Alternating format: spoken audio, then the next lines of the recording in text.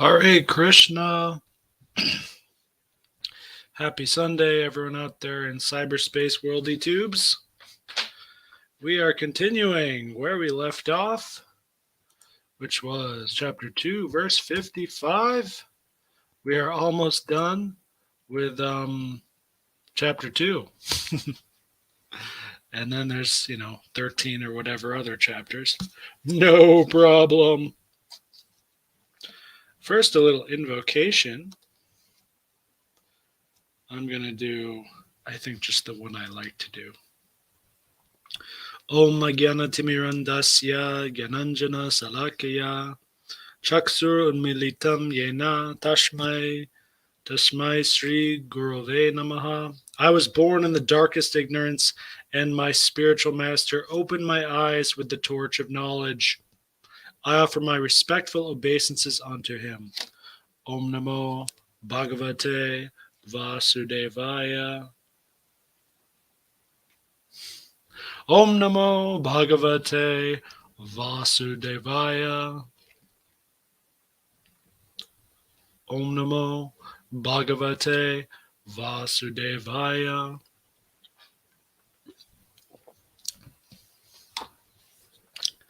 Bhagavad Gita Ki Jai. Here we are, 255.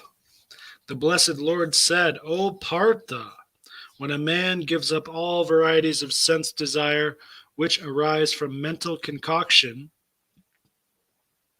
and when his mind finds satisfaction in the self alone, then he is said to be in pure transcendental consciousness. Okay, this verse is standard Vedic wisdom. You can find a much similar verse in the Upanishads,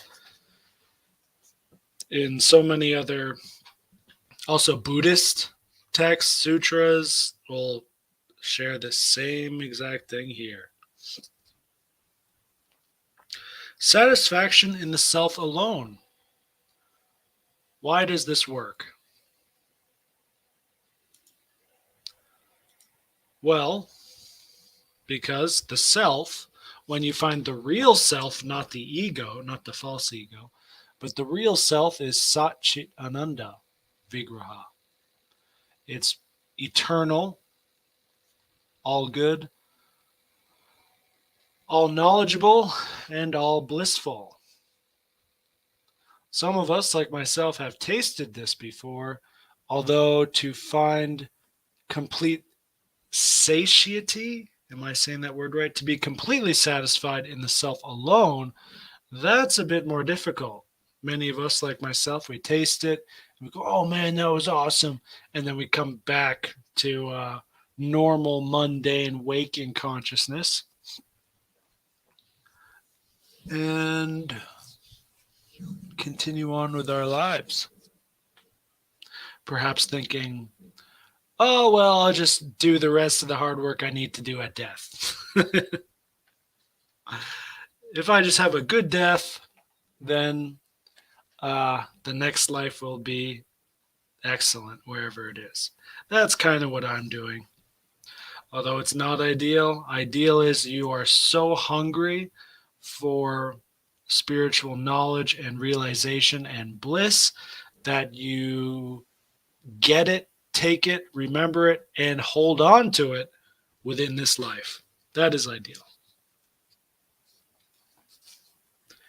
Now, of course, Srila Prabhupada says in the purport that it's not only remaining satisfied in yourself, but also realizing yourself as the eternal servitor of the Supreme Lord.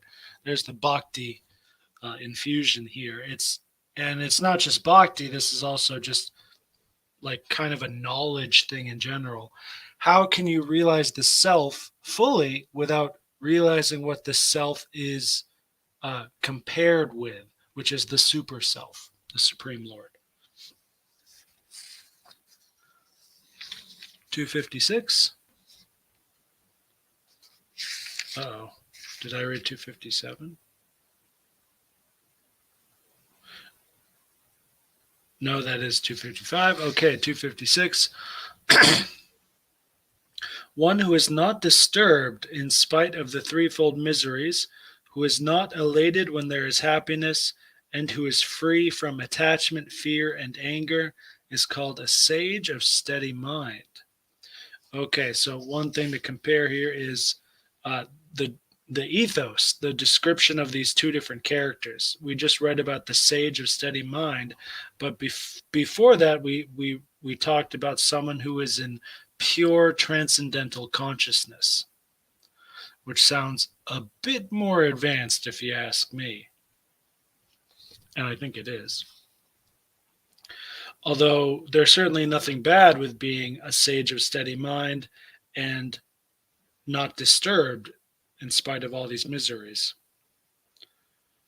I know for many people, including myself, being not elated when they are happy is quite the tricky thing, isn't it?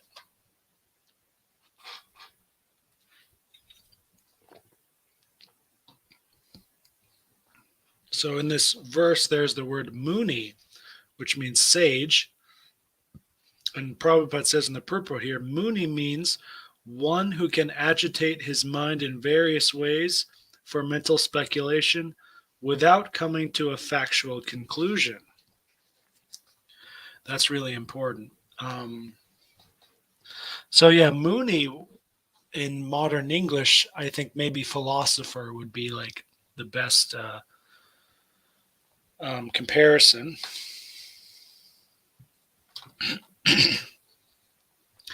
And that's also what Aristotle called the educated person. One who is actually educated can entertain any possible idea and never accept it or deny it or be bothered by it emotionally or otherwise. They are just entertaining rationally all the different things available to them. That is what it means to be truly educated, according to Aristotle and others. And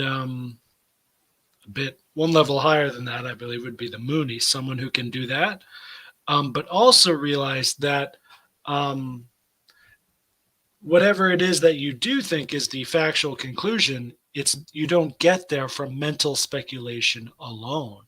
You get there from perhaps direct experience, like with some kind of yoga, or it's handed down to you within the disciplic chain, as this this Gita has been handed down to me and then on to you now. And there's other ways as well. Every Muni has a different angle of vision, and unless a Muni differs from other Munis, he cannot be called a Muni in the strict sense of the term. But a Sthitadi Muni is different from an ordinary Muni. So Sthitadi Muni is the sage of steady mind. This one is always in Krishna consciousness, for he has exhausted all his business of creative speculation.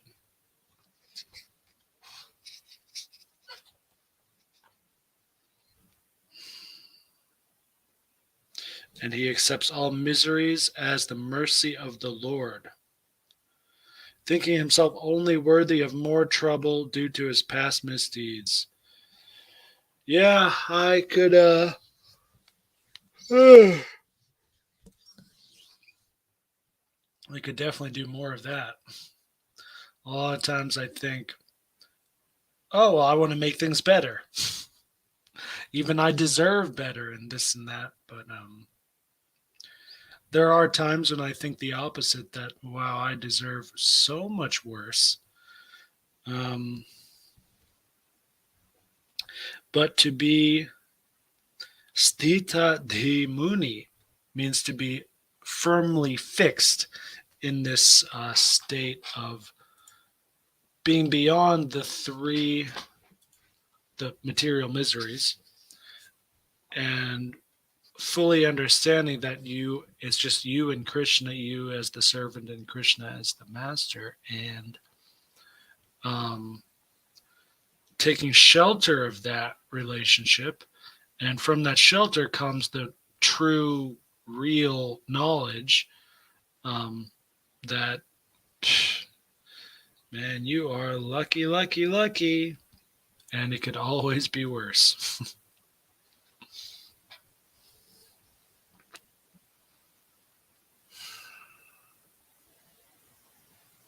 And similarly, when he is happy, he gives credit to the Lord, thinking himself unworthy of the happiness. Hmm.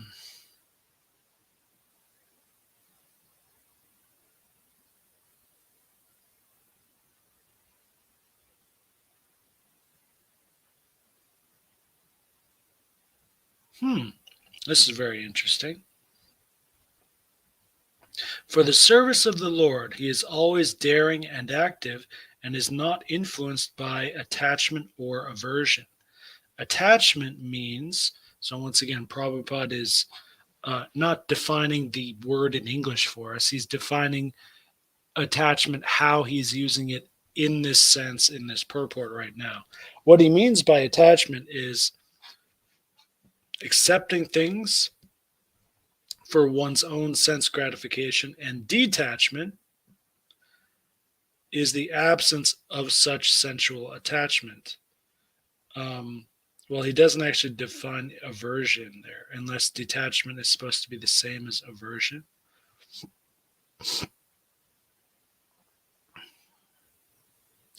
So you may be given an excellent position or faculties to give service to the Lord. And then, like, if part of your faculties are a really nice house with central heating and cooling, and you're given an opportunity to do more service, but in a less comfortable position, that is a spiritual test because um, those conditions you're given are not yours, in fact. So being attached to them will be is just stupid. It will, in the end, it'll hurt you in some way or another once the situation changes, which it always does. And so, and then the opposite of that is if you're averse to what you've been given, and instead of being hungry for more service, you're hungry to just get out of that bad situation. And Krishna will reciprocate as he has with me. He'll give you a better situation, but it may not be better uh, in terms of being closer to Krishna.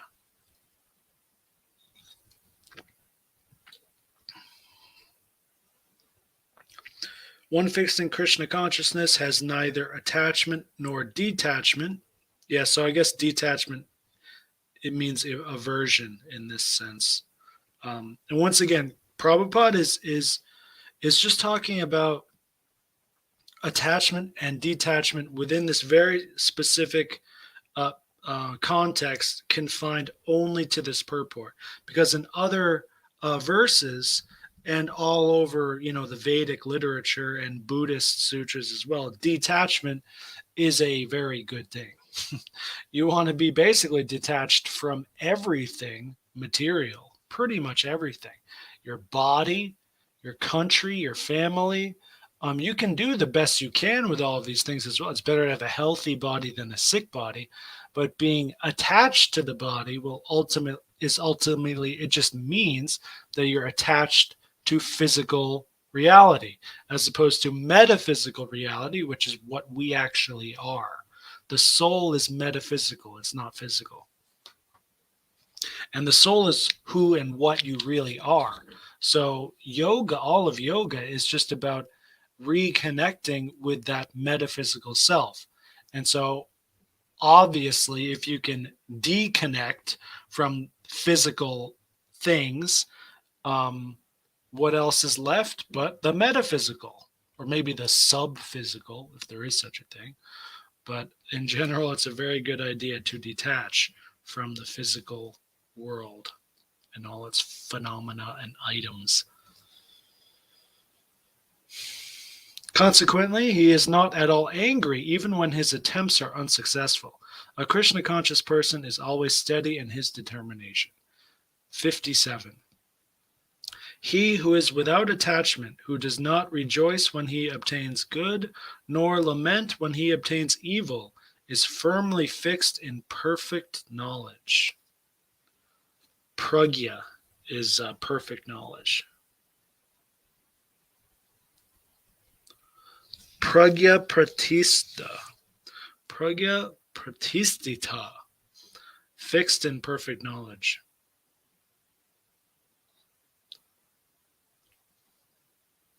And there's always going to be good and evil in this material world because this world is full of duality, dvandva, which comes from the word for number two is dvandva, duality, being stuck with the two.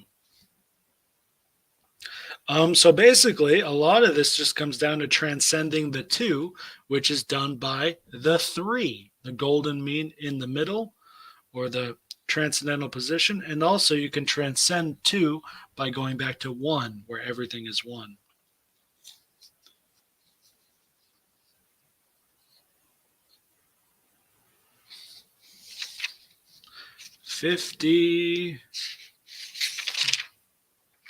Yeah, 58. We're going fast.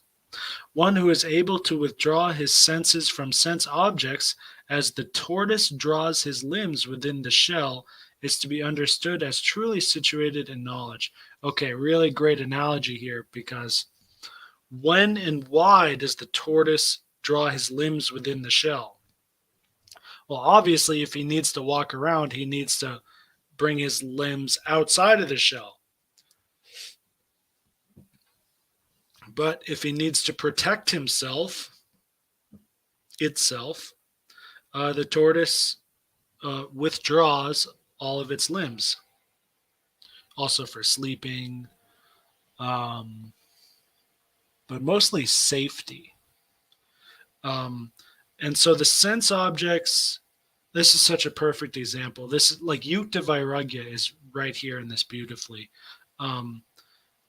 Just like in the previous verse where Krishna talks about, well, actually, that was the purport to 56, where Prabhupada says, the devotee is daring and active, always daring and always engaged and active in his service.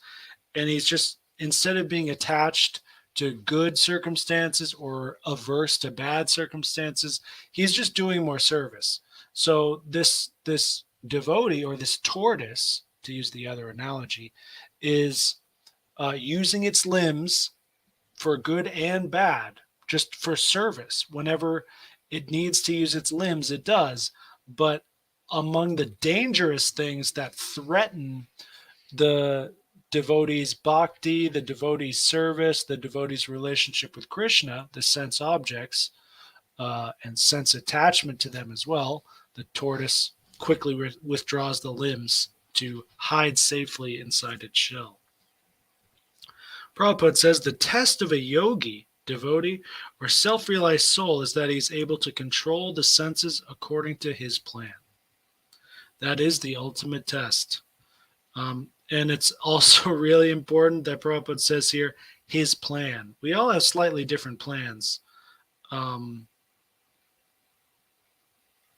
was I thinking about that I saw earlier today? Or was it in this? Anyway.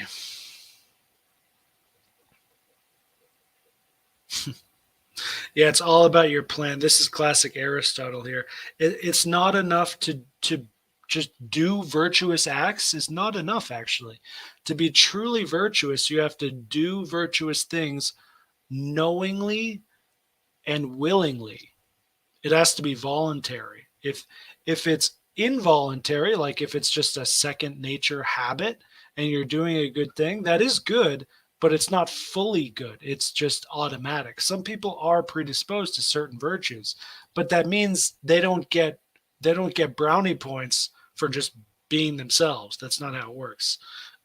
Sometimes you'll have to sacrifice to have the willpower and strength to do the right thing, and other times, as Prabhupada is talking about here, is you just need a plan and the willpower to follow it. So if you have a plan and you control the senses according to that plan using willpower and whatever else, the degree to which you're able to do that and how excellently you can do that is who you are. That's how we test the ethos, the adhikari of a yogi, devotee, or self-realized soul. Most people, however, are servants of the senses and are thus directed by the dictation of the senses. So you control them or they control you. That is all.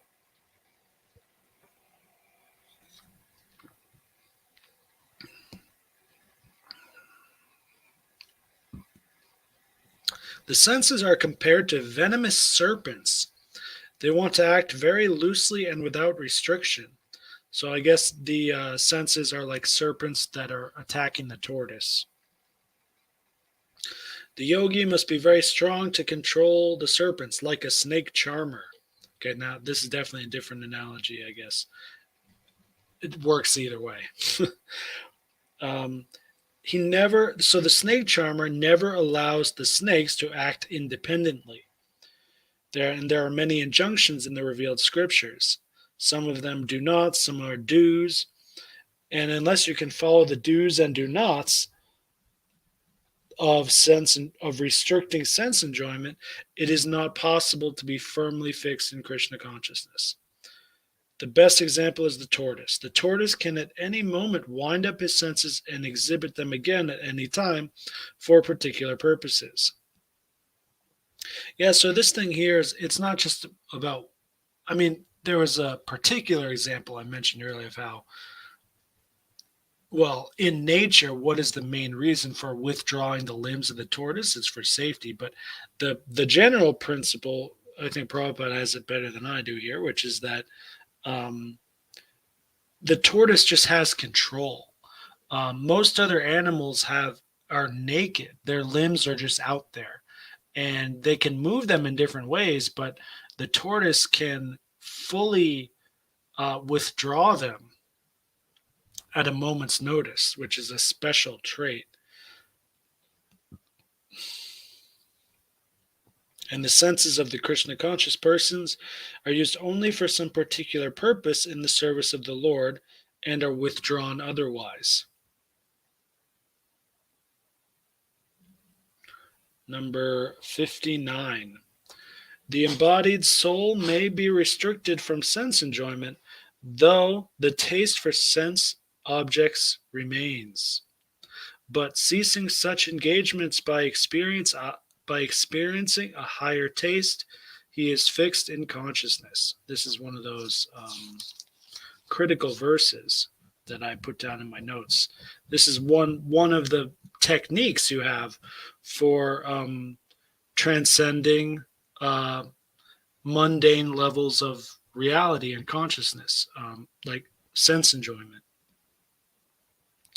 Um, you can be a perfect yogi, like in the previous example. You can be like the tortoise and be perfectly expert at withdrawing the limbs, withdrawing the senses whenever it's bad, and then using the senses for good whenever that's possible. You can be perfect in that sense, but there is still a subtle, latent taste for sense enjoyment. There's still something there where the senses are still looking for pleasure, right? They're looking to gratify themselves. The senses, they're not just purely there as survival tools, and we are not purely robots. Um, the senses are intimately linked with one of the fundamental processes of the soul, which is desire. That's why we have senses, is to fulfill desire, actually.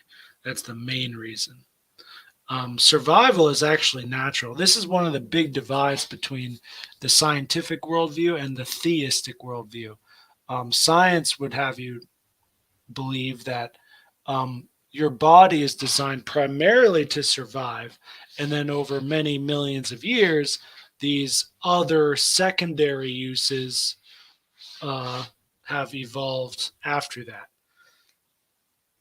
That is not true.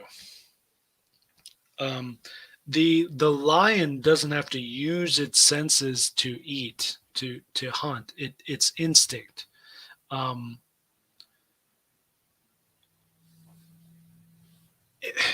it's hungry and it just starts to go on the hunt.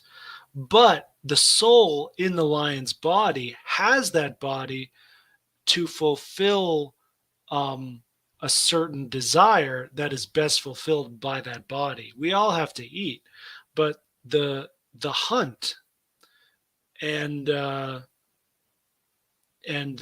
jaws and the claws and all that stuff, this is to fulfill a very specific desire of the soul that can best that desire can best be fulfilled by that body. Hope that made sense to everyone. I'm a little out of it. Maybe I ate too much prasadam.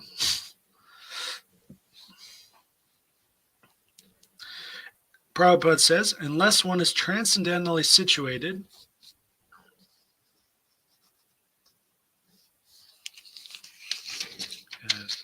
oh yeah, that's a hole in the page. Uh-oh. It is not possible to cease from sense enjoyment. The process of restriction from sense enjoyment by rules and regulations is something like restricting a diseased person from certain eatables. The patient, however, neither likes such restrictions nor loses his taste for the food. Similarly, sense restriction by some spiritual process like Ashtanga Yoga, Yama Niyama Asana, Pranayam, Pratyahara, Dharana, Dhyana, etc. These are recommended for less intelligent persons who have no better knowledge. Very, very strong words from Prabhupada here. This is a tough pill to swallow. If, for instance, you've gotten really good at Ashtanga Yoga or Hatha Yoga, and it is from these yogic practices that you've discovered the Bhagavad Gita, and now you're hearing from Prabhupada that these are all basically a waste of time for stupid people. But you, the yogi, you are certainly far smarter than all the other people who never even tried yoga or looked down on yoga, and they're eating their chicken fingers, doing God knows what. You had to work so hard to get to the platform you're at now, and now Prabhupada's just saying, oh man, what a waste of time. And that is true for this age. It really is. In terms of spiritual advancement, yeah, it's true. I mean, the primary benefit of Ashtanga Yoga anyway, that is actually part of Krishna consciousness. That's how it came up. Actually, I'm pretty sure the Patanjali was a Vaishnav. He was actually worshiping Krishna, Vishnu, Krishna. But he wanted to set up a system where, you could slowly refine your physical body and subtle body so that at the end of this process, when you start getting to bhakti and devotion, you have a solid base, and there's more taste, which is absolutely true. I mean, when you're like ISKCON is full of people who were like previously drug addicts and whatever else. And, they go to a kirtan, have some prasadam, they get this like crash course, or, they get transported to another dimension briefly with all this bliss. And they go, whoa, dude, I want more of that, man. And then, yeah, they do for some time. And then they go back to their old habits and they come back and they do more. And, it's very, unsteady, although like Krishna says in this verse, though, when the higher taste is fully realized and tasted, then you do become fixed in this consciousness, which is true. What was I going to say? Oh yeah, so this is why Prabhupada like any bona fide guru, he can't just say, hey, just go chant, whenever you can, and like you'll get there. I can't leave it at that. He needed to give us some kind of system to maintain steadiness a sadhana to maintain discipline, to increase, just like Ashtanga yoga, to purify and refine the physical body and the subtle body, so that when you do get closer to Krishna and bhakti, you're able to hold that God consciousness within your body more sustainably. So the four rules and regulations is what I'm referring to, but as well as chanting a certain number of holy names per day, um, they work hand in hand. Um, but that doesn't mean if you only do one, they're not, one is better than the other. If you do chant only the holy names, but you're breaking the rules and regulations, that's a lot better than being perfectly abstinent from intoxicants, meat eating, sex, and gambling, which, by the way, is not that hard. Once you actually try it, it's not that hard. It depends on your association. That's the huge thing. But like, if you're living in a vacuum somewhere, not really around other people, and your monies are covered, it's not that hard, guys. It's not that hard. But if you do that, but you never chant, you never read the Bhagavad Gita, that's what Prabhupada is talking about here, how these yogas are useless. Um, that's exactly what he's talking about. It's the same as like doing the four rules and regulations, which are good. They will make you healthy, just like pranayam will make your breathing better, like obviously, and not doing intoxicants all the time will make you cleaner, obviously. It'll make your mind cleaner and sharper and all. Yeah, it's better. It's cleaner. It's like it's just better. But um, that all of that is within the physical material realm. There's nothing inherently spiritual actually about um, yama, pratyahara, dharana, dhyana. I forget what some of those mean. But anyway, without bhakti, without Krishna and some kind of bhakti, some kind of higher taste in the supreme, doing all these different kind of yogas is basically just exercise. And that's not actually, I mean, that is useless from the most transcendental platform. But yeah, I'm not like Prabhupada. I'm not going to diss all the yogis out there. No way. And also the kung fu guys, the judo guys like me. I mean, if we are living in a world where people are doing exercise, we might as well do the best exercise, the most transcendental exercise by far. Do you really think someone who's a pranayam master is comparable to a master of soccer or football or baseball? I mean, these are totally different. The All those ball sports are still, it takes a lot of discipline to be good at them, but it's basically just monkey games. Whereas like yoga, judo, these things are, you have to be really human to be good at them. You have to have really good sense control, and you have to be in sattva guna. You have to be very highly established in your character to sustainably do it hours at a day, every day. That takes a very advanced human soul to be able to do these. Whereas, any meathead can get on the football field and crash into other guys. Yeah, dude, look at those hot cheerleaders waiting for us. We're gonna smash them up, yo. That's not that impressive, actually. But like I said, being the master at anything is impressive. So that's ethos in me. I always tip my hat off to anyone who's the best at anything, even the best prostitute. She's got my respect, absolutely. It's not easy to be the best at something.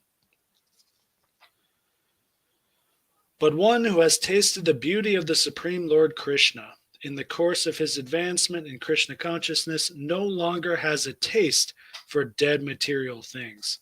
Okay, the important thing here is about taste, and this is something I have experienced where I still do. Um, I eat junk food and I do different material things like that, but I don't actually have a taste for them. I don't think for a second that it's better than Krishna. or bhakti, the process of getting closer to Krishna. I just have to degrade myself from time to time so I can be able to associate better with my neighbors, the Amerikanskis. Therefore, restrictions are there for the less intelligent neophytes in the spiritual advancement of life, but such restrictions are only good if one actually has a taste for Krishna consciousness. Oh my God, that's so important. Um, yeah, even if you're following the restrictions, if you don't have a taste for Krishna, it's all just mundane exercise. And when you are actually Krishna conscious, you lose taste for all these pale things. Okay, 60. I believe that's 60. Yep, number 60. The senses are so strong and impetuous, O Arjuna, that they forcibly carry away the mind, even of a man of discrimination who is endeavoring to control them. So here Krishna is reinforcing how important it is to control these senses. And even the greatest of the learned sages and transcendentalists sometimes fall victim to material sense enjoyment due to the agitated mind. Yep. I'm getting agitated a lot more these days with temple drama. It's just I don't mean to blame. I don't want to blame anyone in particular, but I'll tell you right now, my problems in my daily life are 100% to do with other humans. I'll keep it at that. It doesn't have to be more specific than that. Just other humans. If you take all the humans out of my life and it's just me, well, I lose a lot of the bliss as well. Like I won't be able to teach anyone, but just the the stuff required to do to survive, plus the free time to meditate. I mean, there's no problems. Someone like me is never bothered by such. It's only other people in the social world and the ethical world and the cultural world. This is where things get complicated, but also important and interesting. And that's how I get agitated. Even Visvamitra, a great sage and perfect yogi, was misled by Manaka into sex enjoyment. And although the yogi was endeavoring for sense control with severe types of penance and yoga practice. So if it can happen to him, it can happen to you. Little J-Rock reference there.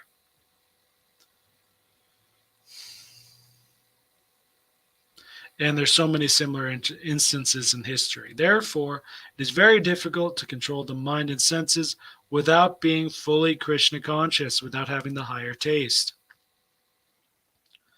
And if you're not engaging the mind in Krishna, you cannot stop these material engagements. Sri Yamunacharya, a great saint and devotee, said, "Since my mind has been engaged in the service of the lotus feet of Lord Krishna, and I have been enjoying an ever new transcendental humor, whenever I think of sex life with a woman, my face at once turns from it, and I spit at the thought." Okay, seriously ask yourself, guys, can you relate with that? Have you ever experienced that? Well, guess what? I have. That's not regularly. I'm not at that level, but see, there's thinking of sex life, and then there's like the image of a beautiful woman. These are a little bit different things. I'm still like my physical libido and hormones and eyes and all that. Yeah, I can still get agitated, but if anytime I actually think about sex, like think about it and what it is, it's gross, man. It really is gross. I don't even mean in a spiritual sense, just as like a objective psychologist from another planet looking at what's happening. Dude, it is gross. It is weird. And so being attached to that and like liking it above all other things, Aristotle says, and the chapter on intemperance is, it's just bestial. It's animalistic, is what it is. And actually, even a lot of animals aren't even like that.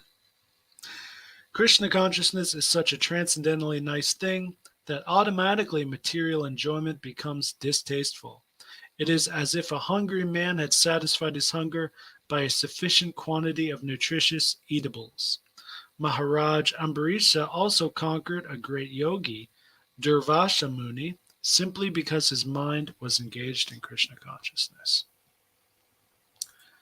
Okay, so here in the original edition, at this verse, we have some pictures. Srila Prabhupada, Srila Bhakti Siddhanta Saraswati Thakur, I forget this guru's name, Srila Gaura Kishora Das Babaji Maharaj. And then Srila Bhakti Vinod Thakur. Oh, here it says Srila Thakur Bhakti Vinod.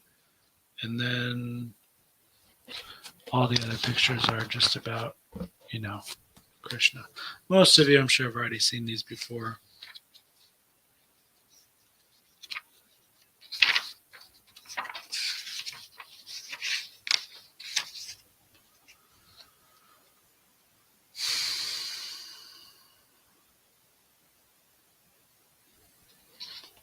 All right, 61.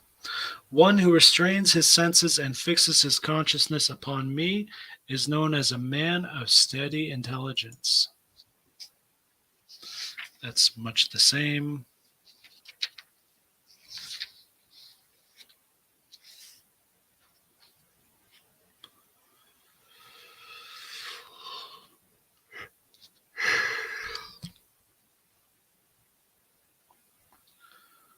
Hmm.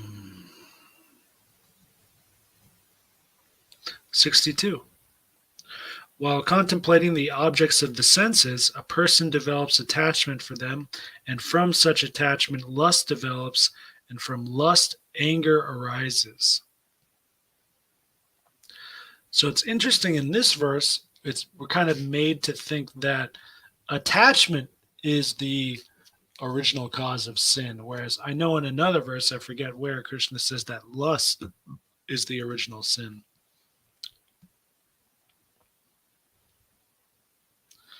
Lust is definitely the worst sin. Anyway, the key word here is dhyayata, dhyayataha, contemplating this sense objects.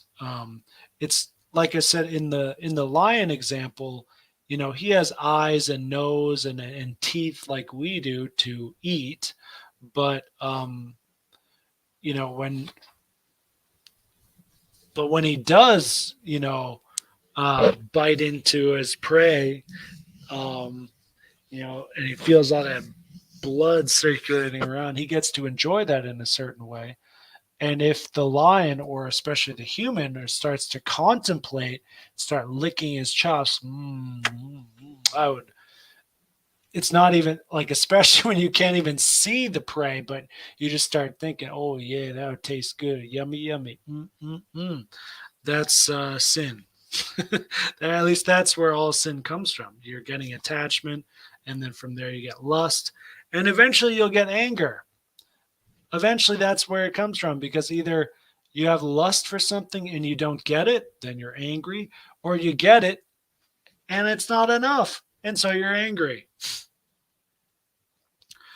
One who is not Krishna conscious is subjected to material desires while contemplating the objects of the senses. The senses require real engagements, and if they are not engaged in the transcendental loving service of the Lord, they will certainly seek engagement in the service of materialism. So real engagements, that means something that isn't a waste of your time, like pranayama with no higher goal, is the same thing as playing golf. It's fun. So that means it's sense gratification. It's fun. And it could be more fun than many other things, but ultimately it's just a waste of time. Unless it has to do with transcendental loving service of the Lord, or bhakti. In the material world, everyone, including Shiva and Brahma, to say nothing of other demigods and the heavenly planets, are subjected to the influence of sense objects, and the only method to get out of this puzzle of material existence is to become Krishna conscious. Lord Shiva was deep in meditation, but when Parvati agitated him for sense pleasure, he agreed to the proposal, and as a result, Kartikeya was born. When Haridas Thakur was a young devotee of the Lord, he was similarly allured by the incarnation of Maya Devi. But Haridas easily passed the test because of his unalloyed devotion to Lord Krishna. As illustrated in the above-mentioned verse of Sri Yamunacharya, a sincere devotee of the Lord shuns all material sense enjoyment due to his higher taste. That's 259, referring to that, for spiritual enjoyment in the association of the Lord. That is the secret of success. You got to get the higher taste, especially as the most important first step is getting a higher taste. And then the second intermediate step, Madhyama Adhikari, is finding ways to hold on to that higher taste. And then Uttama Adhikari, the expert, will get it, is hungry for the higher taste, can taste the higher taste, and is able to actually effectively, sustainably live with bhakti and Krishna effortlessly. There it is.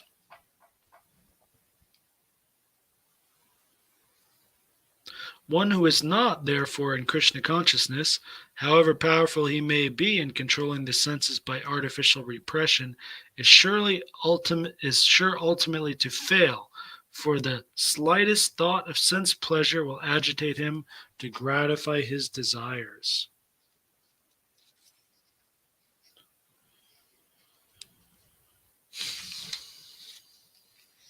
Okay. Just shy of an hour. I think we'll stop there. Oh, yeah, the next one is really good. 263.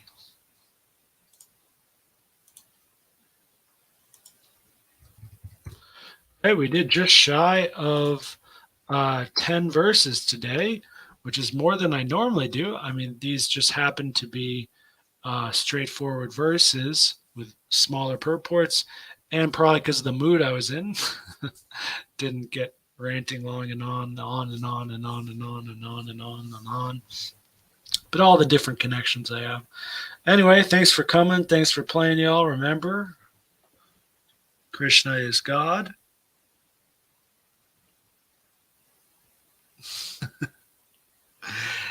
And Hari Bol. See you next week.